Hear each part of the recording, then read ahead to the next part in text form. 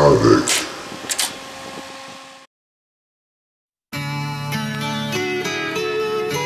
Providing its viewers with the finest quality, commercial-free programming. This is WVPT, Staten, Virginia, Channel 51.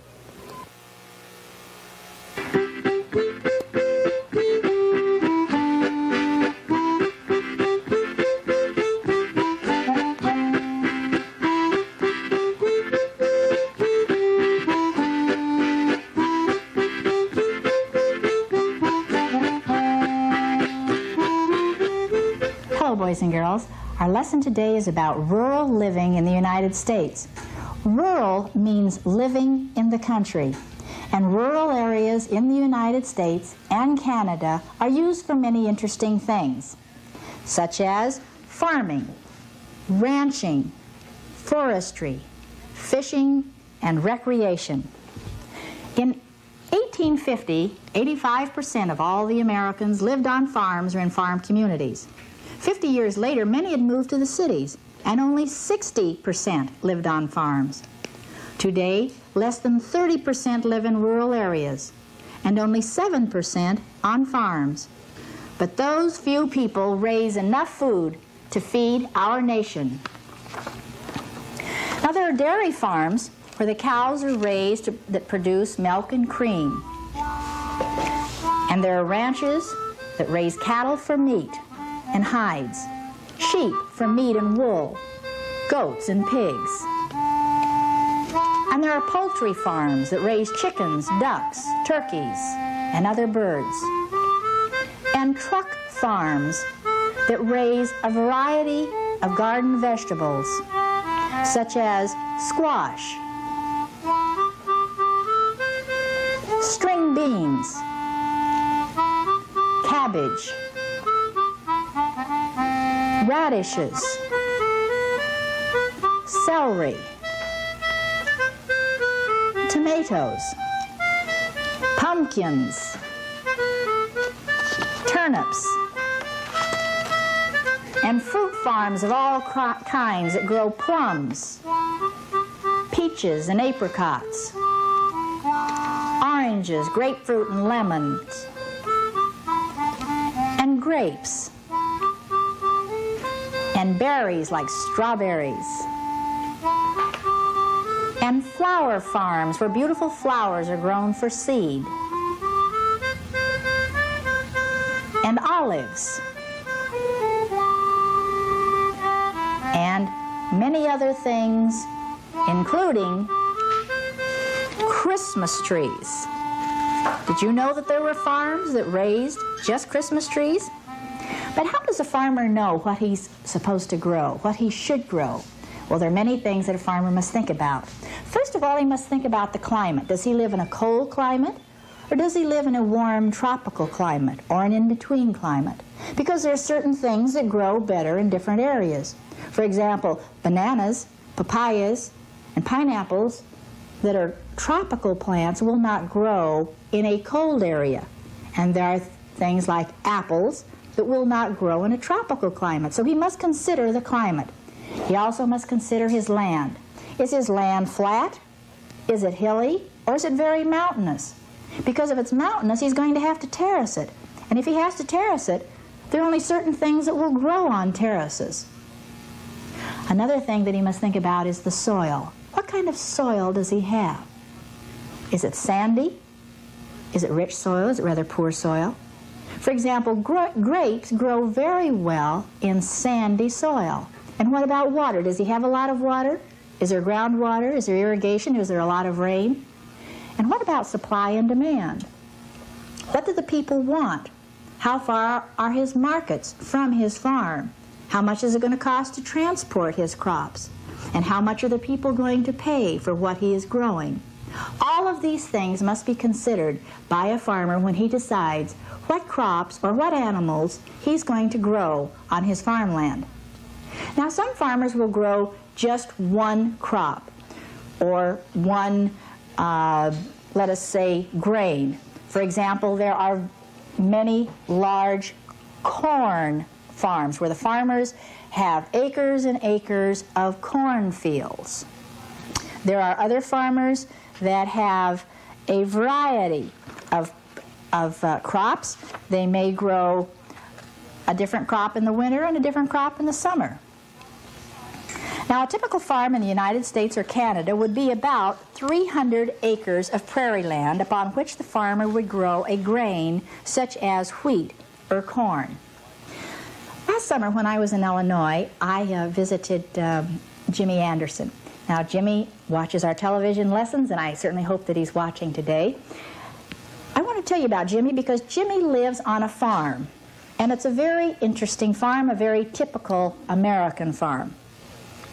Jimmy showed me his beautiful old farmhouse, which was over 100 years old. It was freshly painted and clean and well kept, and so nice and warm inside. I like old houses better than new ones if the people take good care of them, and Jimmy's family certainly did take good care of their house. And this is Jimmy's barn where they store hay and where the animals can spend the night and the long, cold winter days. Now, Jimmy helps a lot around the farm. He helps his mom and dad. He waters the cows, and sometimes he takes them out to pasture where they can feed. Then Jimmy showed me the hen house. They had enough eggs for their family and some left over to sell at a nearby country store. They raised the eggs, the chickens for their eggs and for their meat. Jimmy and his mother had a nice garden with a variety of vegetables. There were beets. As you know, beets grow underground. The leaf part grows above the ground. And there were potatoes, which also grow under the ground, and onions, Swiss chard, and leafy lettuce. Now, Jimmy worked some in his garden nearly every day. He had a small hand plow that he used for plowing between the rows. And when he was finished with his work, then he would play with his dog, Chief. Oh yes, Jimmy also has a little kitten. And they also had some rabbits. And Jimmy was one of those lucky farm boys that had a pony of his own. Now, Jimmy's dad, like most of the farmers, have an equipment shed where they keep their equipment, such as their pickup trucks and their plows.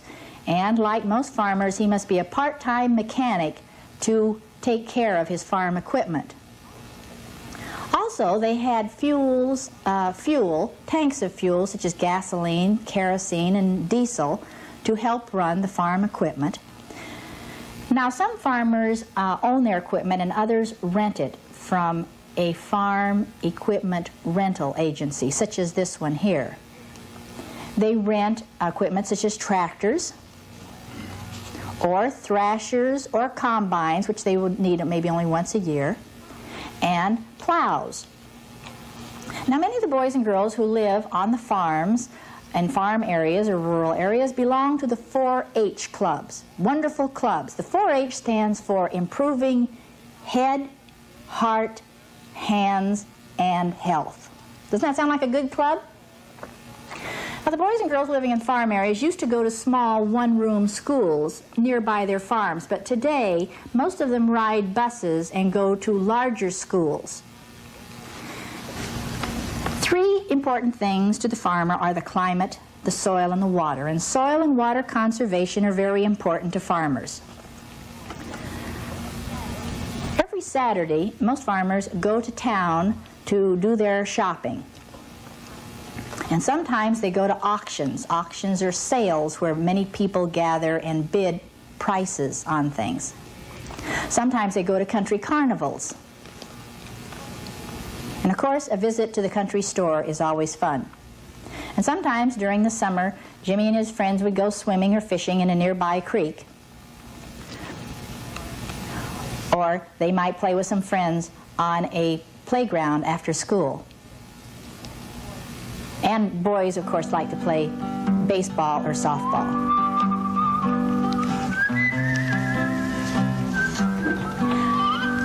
Much of the rural area in the United States is ranching land. Now, a ranch is a farm where they raise cattle or sheep or other grazing animals. The average ranch in the United States and Canada is about 10,000 acres. In the early days, the government owned much of the land, and the ranchers grazed their animals on unfenced land called open ranges.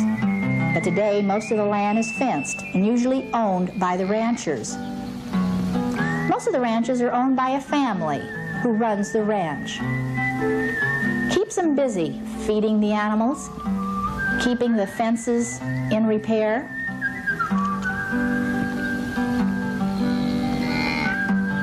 taking care of any sick or lost. And then during the springtime, there's the calves. Calves must be watched carefully because they can get lost, strayed from their mothers, easily get sick or hurt. And they're very valuable because they will grow up to be large beef cattle or dairy cattle.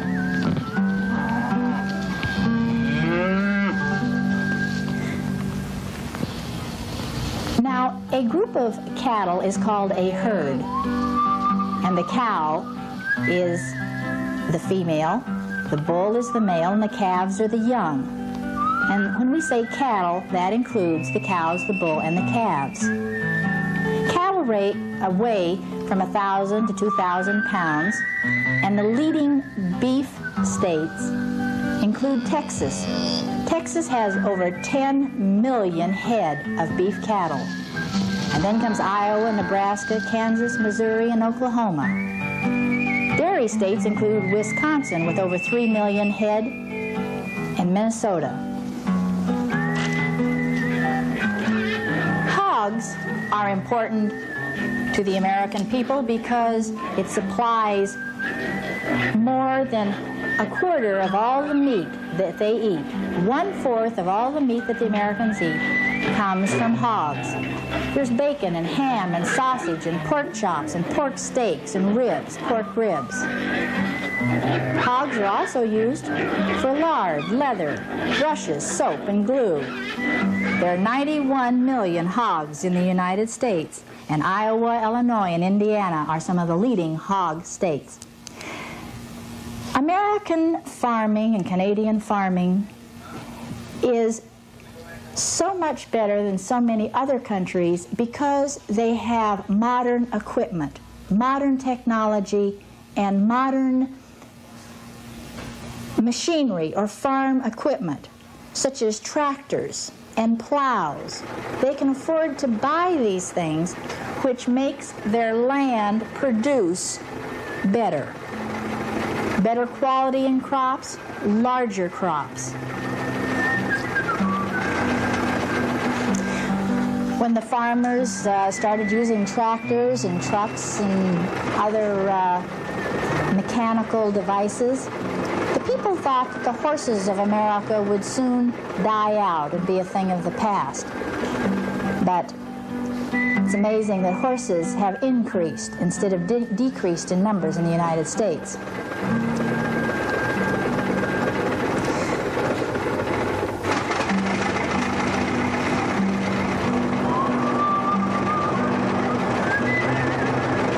Spends many hours preparing his land, planting, watering, fertilizing. And this farmer that I talked to had a transit, and he was measuring the land to make sure that it was level.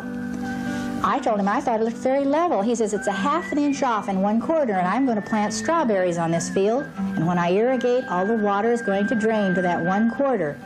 And so I asked how level he thought he could get the land, and he said, we get it to within 1/4 of an inch, the entire field. So you can see how scientific farming is in some areas.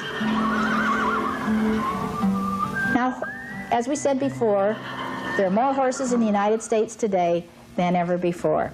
Because the people are using them on the farms and on the ranches, they're also using them for pleasure, and they're using them in horse races and in other areas of recreation.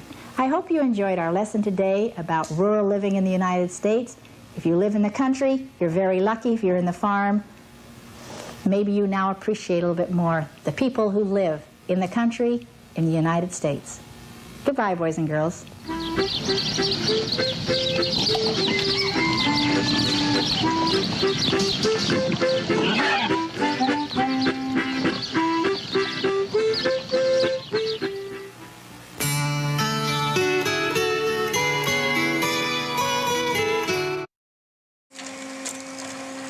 U-matic.